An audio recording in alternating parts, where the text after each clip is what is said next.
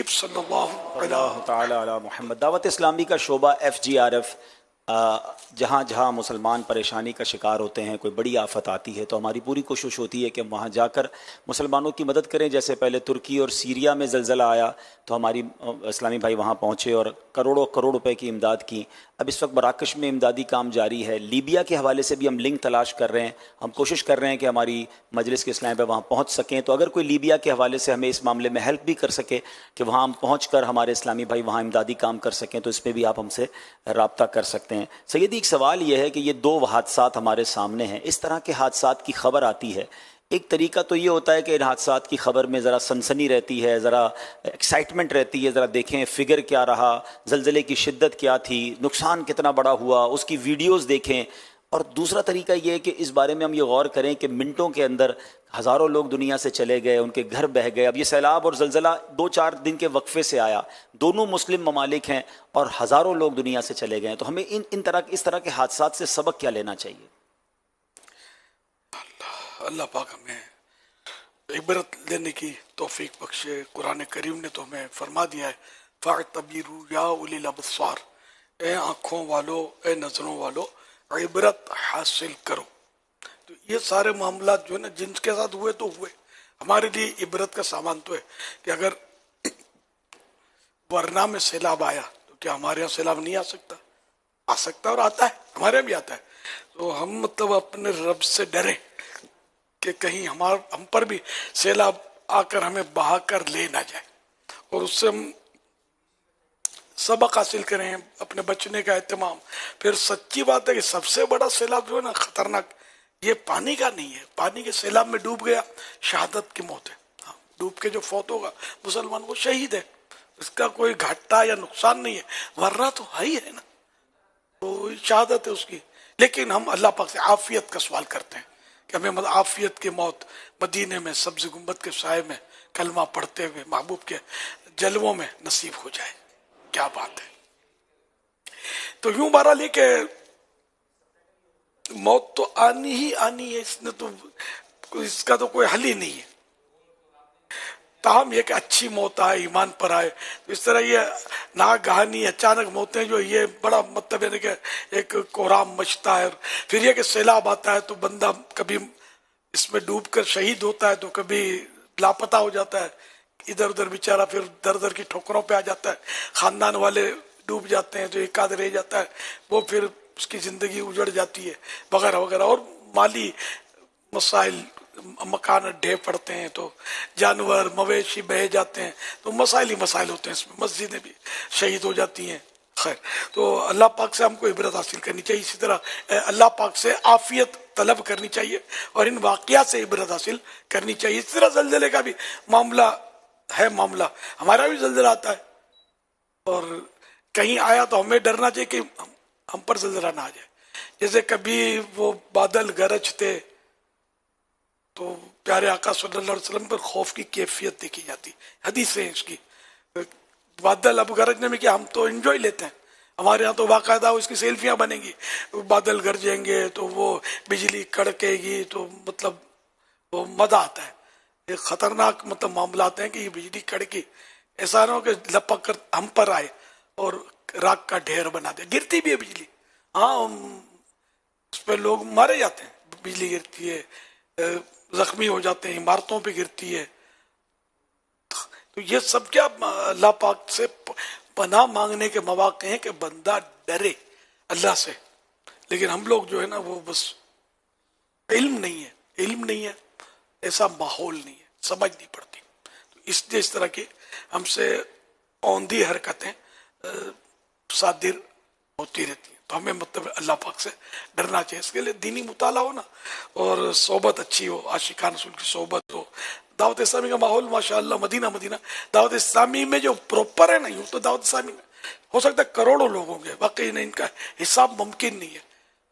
इतने लोग दावत इस्लामी से वाबस्ता है, कभी न कभी इनका कोई ना कोई लिंक दावत इस्लामी से ढूंढने निकले तो आदमी को मिल जाएगा।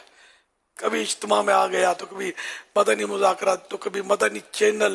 यानी ऐसे लोग जो हमारी ज़बानें नहीं समझते, इस तरह के लोग भी जब मैं सफ़र में जाता हूँ ना, तो यहाँ तक कि दूसरे मुल्क के कस्टम में भी तुम टीवी पे आता है ना, मदनी चैनल पर तुमको देखा है हमने।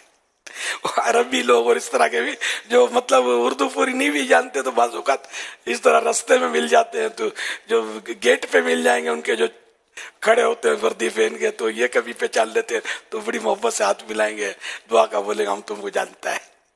तो ये सब क्या मदनी चैनल की बरकत कि टूटी फूटी उर्दू पाकिस्तानी तो बहुत है ना, तो इनकी सोहबतों से कुछ ना कुछ थोड़ी बहुत उर्दू बोल भी लेते हैं, कुछ समझ भी लेते हैं।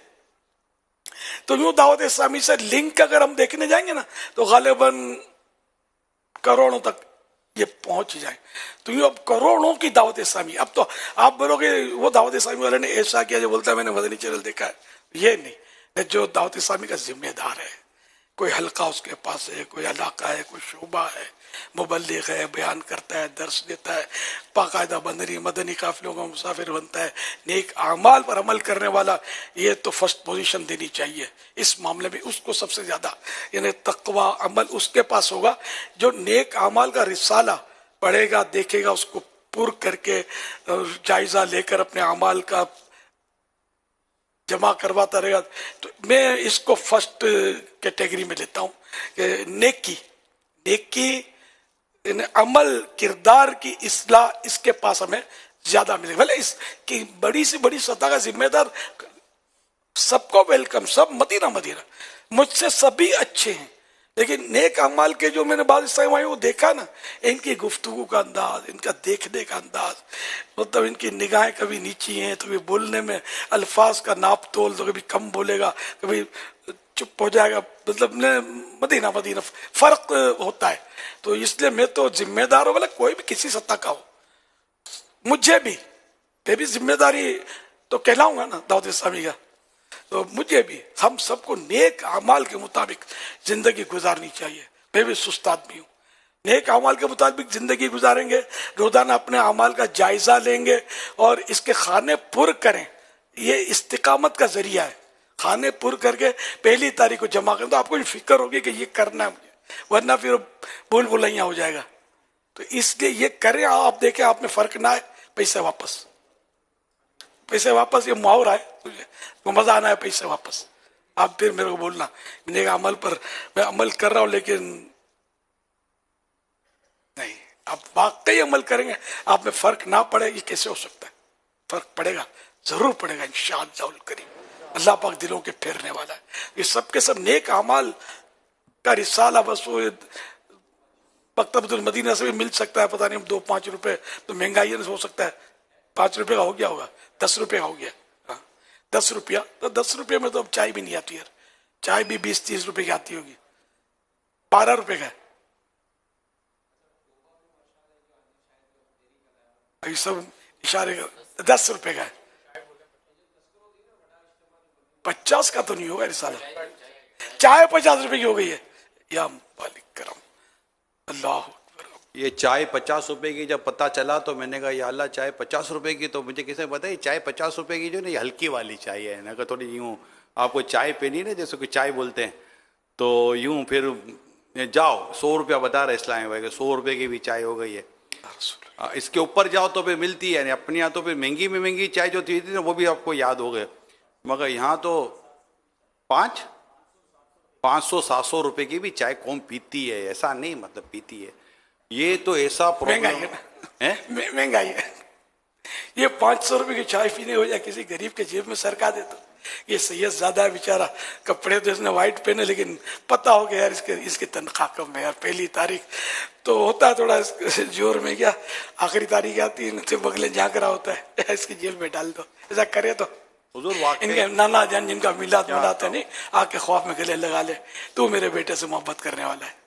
और इतनी महंगाई और इतनी परेशानी है, मगर ये बात भी किसी से ढकी छुपी नहीं है कि इतनी महंगाई में भी होटलों का रश कम नहीं होता, और एक एक बिल 10,000, 15,000, 20,000, फैमिली ज़्यादा 25-30 हज़ार के बिल ये होटल के बनते हैं। ऐसी अच्छा ये वो होटलों के मैं बयान कर रहा हूँ जिनके बाहर घंटा 1.5 घंटा आपको वेटिंग करनी है कि आपकी बारी घंटे 1.5 घंटे के बाद आएगी, अंदर में रश बहुत है ना। हाँ, तो ये पता, जो सुन रहे होंगे उनको पता है जिनके बारे में मैं कह रहा हूँ, तो ये है। और ये मतलब अच्छा, ट्रैवलिंग जहाज़ों में टिकटें बहुत नहीं मिल रही, हालांकि महंगी हैं, ट्रेनों की टिकटें नहीं मिल रही हैं, बसों की टिकटें नहीं मिल रही हैं, तो यूँ ट्रैवलिंग महंगी है मगर ट्रैवलिंग हो रही है। ये